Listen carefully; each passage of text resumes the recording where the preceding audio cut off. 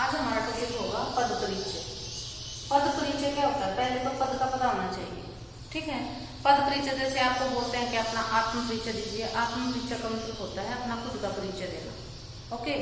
तो जब आपसे कहते हैं कि अपना आत्म परिचय दीजिए तो पहले अपना नाम बताते हैं, फिर आप क्या करते हैं, अपने माता पिता का नाम बताते हैं, अपने गाँव का बताते हैं, इस तरीके से सीक्वेंस में बताते हैं, ठीक है। तो ऐसे ही पद क्या होता है? शब्द। जब हम शब्द को वाक्य में प्रयोग कर देते हैं तो वो पद बन जाता है, ओके। तो यहाँ पर इसकी डेफिनेशन क्या होगी? वाक्य में प्रयुक्त पदों का व्याकरणिक नियमों के अनुसार परिचय देना पद परिचय कहलाता है। तो इसमें दो प्रकार के शब्द होते हैं हमारे किसी भी वाक्य में। एक तो विकारी शब्द होते हैं, दूसरे अविकारी शब्द होते हैं। तो विकारी शब्द कौन से होते हैं? संज्ञा, लिंग। संज्ञा में आ जाएंगे हमारा लिंग, वचन, कारक। फिर सर्वनाम, विशेषण और क्रिया। चार प्रकार के विकारी शब्द होते हैं और चार प्रकार के अविकारी शब्द होते हैं। अब पांचवा है निपात शब्द भी अविकारी शब्दों में आता है।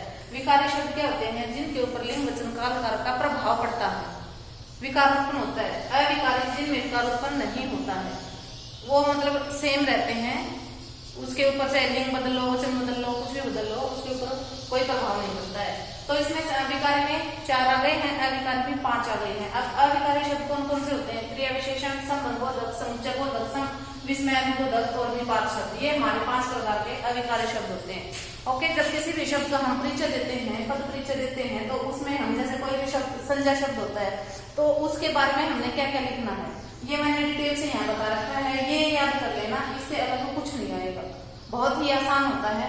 पद परिचय देने से पहले हमें व्याकरण के सभी नियमों का पता होना चाहिए, व्याकरण के सारे टॉपिक आने चाहिए, तब हम किसी भी शब्द का परिचय दे सकते हैं, ठीक है। उसमें आ गए हैं ये सारे जो मैंने बताया, विकारी शब्द भी और अविकारी भी। संज्ञा, लिंग, वचन, काल, कारक, विशेषण, क्रिया विशेषण, समुच्चयबोधक, संबंधबोधक और निपात शब्द, ये सारे टॉपिक आने चाहिए। क्रिया भी आनी चाहिए, कितने प्रकार की क्रिया होती है, आक्रामक और सकर्मक क्रिया। इस प्रकार से इनका डीपली ज्ञान होगा तभी हम पद परिचय दे सकते हैं किसी भी शब्द का।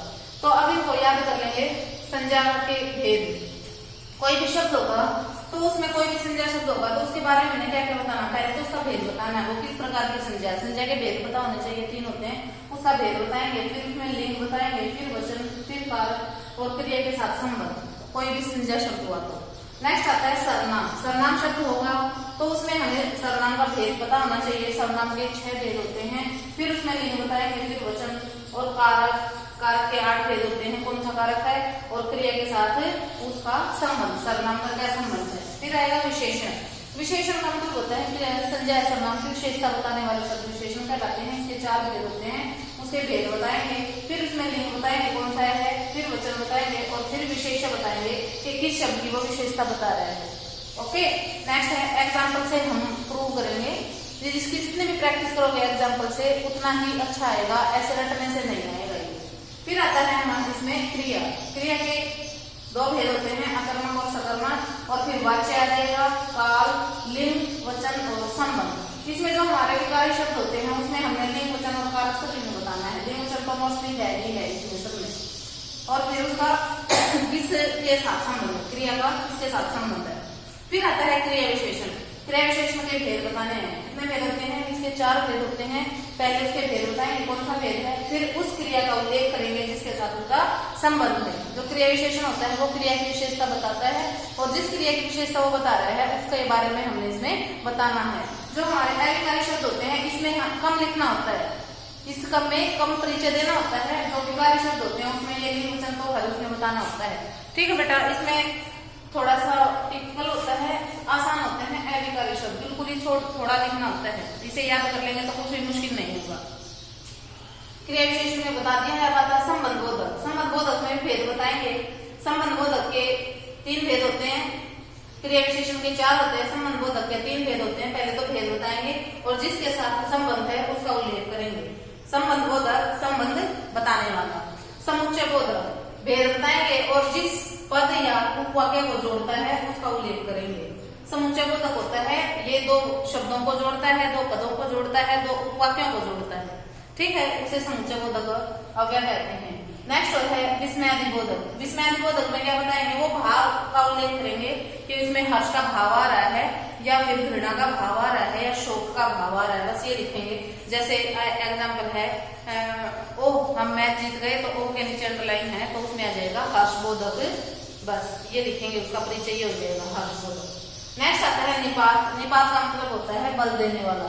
जिस शब्द के ऊपर बल दिया गया है उसके बारे में बताएंगे। जैसे लड़की ही सुंदर है तो लड़की पर बल दे रहा है, बस ये लिख देंगे उसका, ये उसका पद परिचय हो जाएगा। ठीक है बेटा, तो ये याद कर लेंगे। उसके बाद हम एग्जाम्पल से अब देखते हैं कि कैसे हम पद परिचय देते हैं किसी भी पद का। ठीक है, अब इस एग्जाम्पल से देखते हैं बेटा। काला घोड़ा तेज भागता है, इसमें कितने पद दिए गए हैं? 1 2 3 4 पद इसमें दिए गए हैं, तो सभी पदों का अलग अलग परिचय देंगे। काला घोड़ा तेज भागता है, इस तरीके से हम उसका परिचय देंगे। अब ये देखिए, काला घोड़ा, घोड़े की विशेषता है वो, तो ये कैसा शब्द है? विशेषण। ओके, तो यहाँ पर ये कौन सा विशेषण हो जाएगा? घोड़ा। घोड़े की विशेषता ये उसका गुण है कि वो काला है, तो ये हो जाएगा गुणवाचक विशेषण।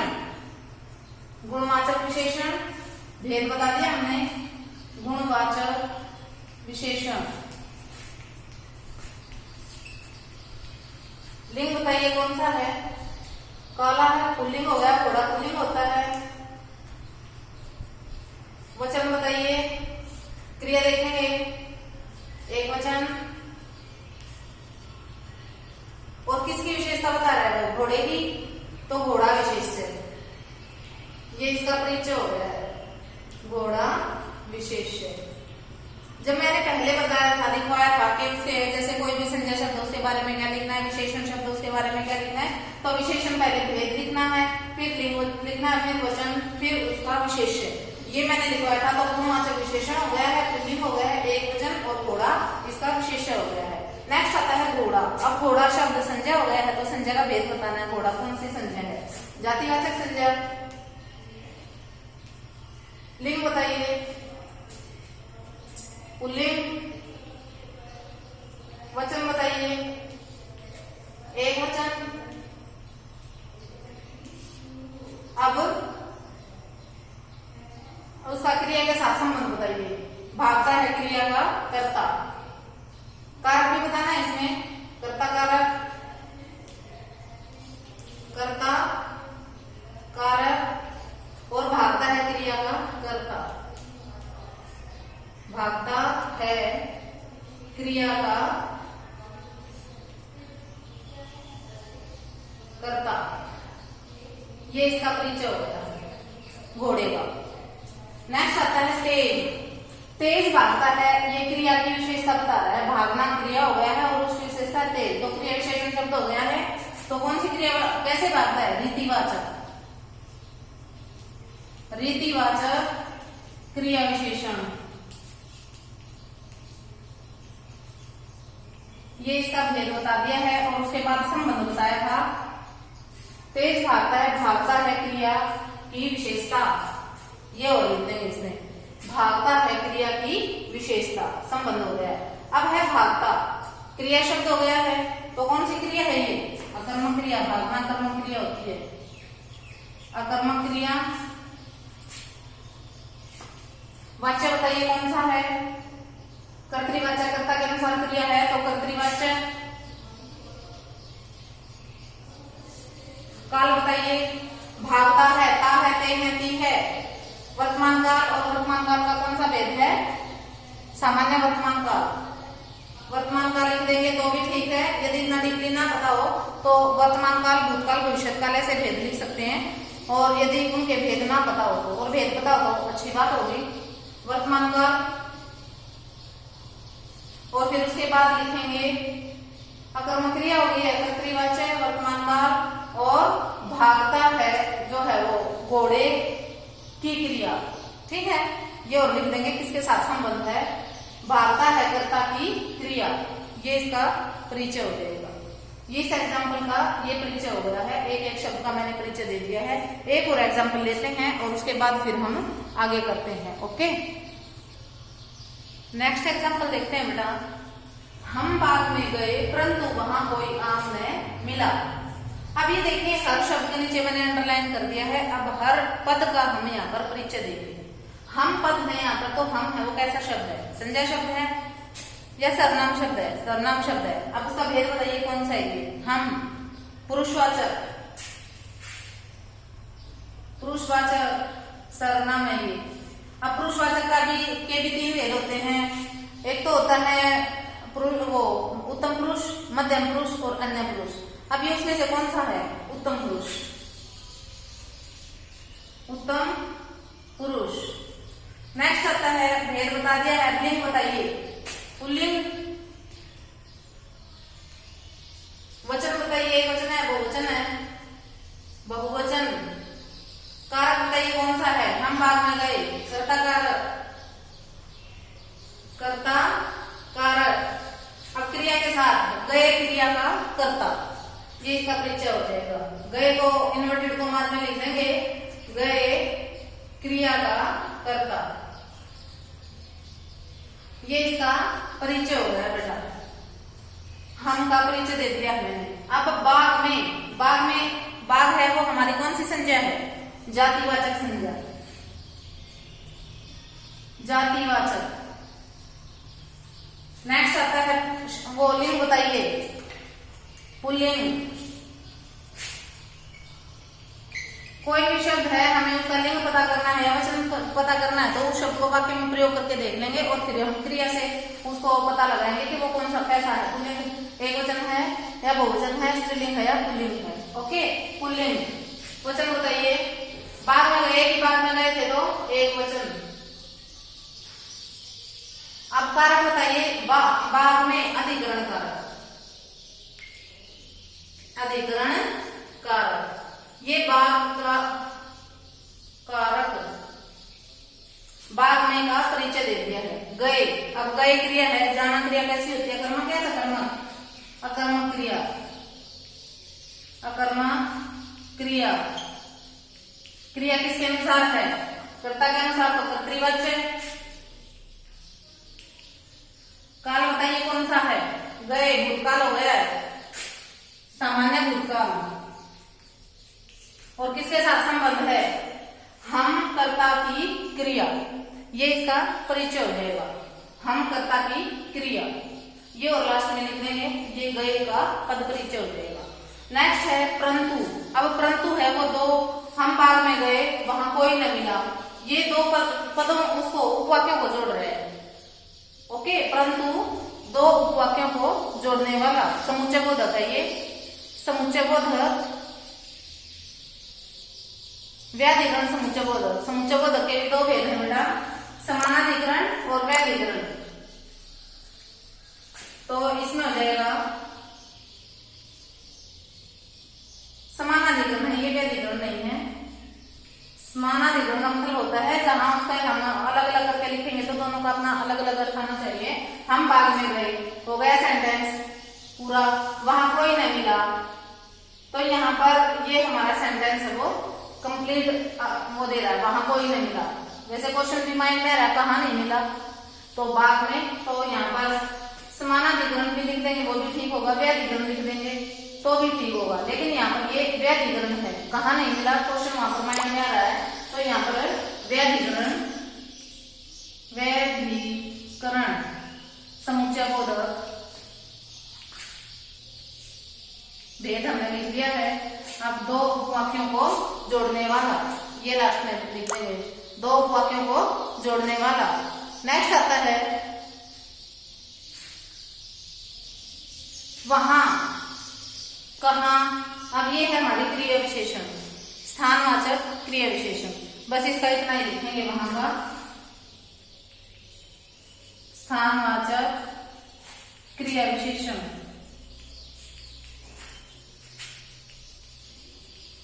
ये इसका परिचय हो गया है। नेक्स्ट है कोई।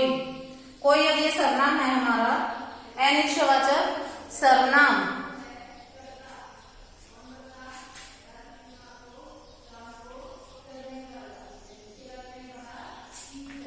वहां कोई आम नहीं मिला, कोई आम नहीं मतलब इसमें आ जाएगा, कोई आम नहीं मिला मतलब एक भी आम नहीं मिला, कोई ऐसे इसमें हमें अनिश्चयवाचक नहीं लिखेंगे, संख्यावाचक लिखेंगे। अनिश्चित संख्यावाचक, हमें वहां कोई आम नहीं मिला, संख्यावाचक हो जाएगा।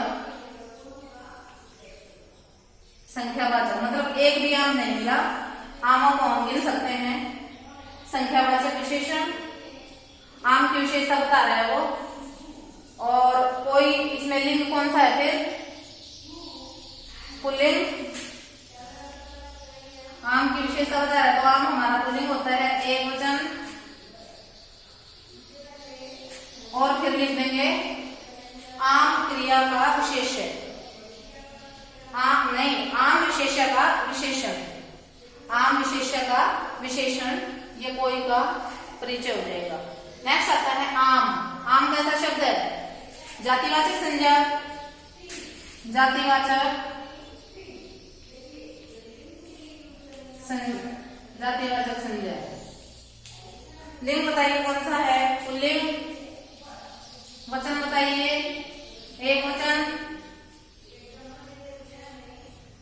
एक वचन। और फिर कर्म हो जाएगा, ये कर्म कारक है। क्या नहीं मिला? आम, कर्म कारक। और मिला क्रिया का कर्म, मिला क्रिया का कर्म, ये आम का परिचय हो जाएगा। नेक्स्ट आता है न। न का लिखेंगे रीतिवाचक क्रिया विशेषण, रीतिवाचक क्रिया विशेषण।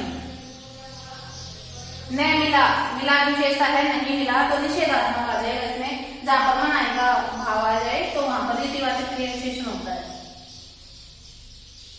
रीतिवाचक क्रिया विशेषण। क्रिया विशेषण के चार भेद होते हैं, स्थानवाचक, कालवाचक, परिमाणवाचक और रीतिवाचक। कितना, कितने, कितनी, कहाँ और कब, ये लगाने से आंसर आता है तो ठीक है, और नहीं तो फिर वो रीतिवाचक में आ जाता है। ओके। नेक्स्ट आता है मिला। अब मिला है, ये क्रिया कैसी है? कोई आम ने मिला, सकर्मक क्रिया है ये। कैसी क्रिया है? सकर्मक, सकर्मक क्रिया है। और फिर इसमें वो बताना है वाच्य, तो कौन सा वाच्य हो जाएगा? कर्तृवाच्य। कोई आम नहीं मिला, नहीं, ये कर्मवाच्य हो जाएगा। क्यों हो जाएगा? क्योंकि क्रिया है वो कर्म के अनुसार आई हुई है। कोई आम नहीं मिला तो ये कर्मवाच्य हो जाएगा।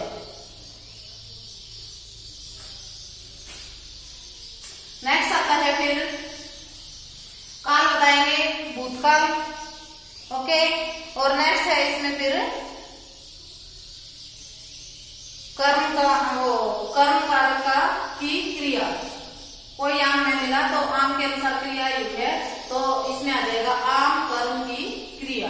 ये इसका परिचय हो जाएगा। बहुत आसान है, इसके आपको भेद वगैरह पता होना चाहिए। जितने इनकी प्रैक्टिस करोगे एग्जाम्पल्स की, उतने ही ज्यादा आएंगे। और 2 एग्जाम्पल मैंने आपको यहाँ करके दिखा दिए हैं, इस तरीके से भी आपको करने हैं। ठीक है बेटा, इतना ही। Thank you.